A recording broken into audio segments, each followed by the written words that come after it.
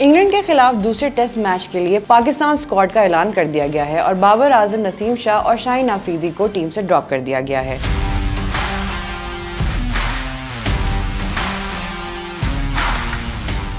मुसलसल खराब परफॉर्मेंस की वजह से बाबर आजम, शाहीन अफरीदी, नसीम शाह को आराम देने का मौका देते हुए इंग्लैंड के खिलाफ बकिया टेस्ट मैचेस से ड्रॉप कर दिया गया है। नसीम और शाहीन अफरीदी को तो माजी में भी आराम का मौका दिया गया है, लेकिन 2016 में वेस्ट इंडीज के खिलाफ टेस्ट डेब्यू करने वाले बाबर आजम के लिए ये पहला मौका है जब उन्हें टीम से ड्रॉप किया गया हो। बाबर आजम की हालिया फॉर्म के हवाले से खदशात एक अरसे से मौजूद थे और गुज़िश्ता एक साल से मुतादिद तनाज़ात में घिरे बाबर आजम ने गुज़िश्ता 18 टेस्ट इनिंग्स में कोई निस्फ सेंचुरी स्कोर नहीं की थी। पीसीबी की जानिब से जारी एलामिया के मुताबिक अहम खिलाड़ियों की मौजूदा फॉर्म और फिटनेस को देखते हुए 2024 और 2025 में पाकिस्तान की मुस्तकबिल की सीरीज को मद्देनजर रखते हुए सिलेक्टर्स ने बाबर आजम, नसीम शाह, सरफराज अहमद और शाहीन अफरीदी को आराम करवाने का फैसला किया है। अबरार अहमद, जो इस वक्त डेंगू बुखार में मुब्तला हैं, सिलेक्शन के लिए दस्तयाब नहीं थे। वाज़ेह रहे कि पाकिस्तान और इंग्लैंड के दरमियान सीरीज का दूसरा टेस्ट भी मुल्तान में ही 15 अक्टूबर से खेला जाएगा। इंग्लैंड को 3 टेस्ट मैचों की सीरीज में 1-0 की बढ़तरी हासिल है।